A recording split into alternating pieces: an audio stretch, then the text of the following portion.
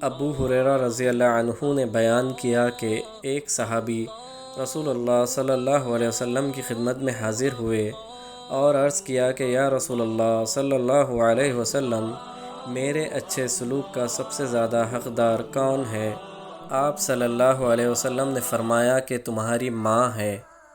پوچھا اس کے بعد کون ہے؟ آپ صلی اللہ علیہ وسلم نے فرمایا تمہاری ماں ہے۔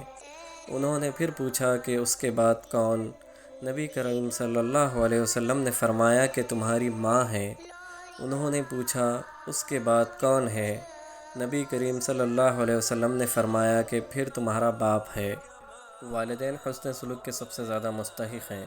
جب اولاد کمزور ہوتی ہے بچپن میں تو والدین اس کی ہر ضرورت پوری کرتے ہیں، اسی طرح جب والدین بڑھاپے کی وجہ سے کمزور ہو جائیں تو اولاد کا بھی فرض بنتا ہے کہ ان کی خدمت کرے اور ان کی ہر ضرورت پوری کرے۔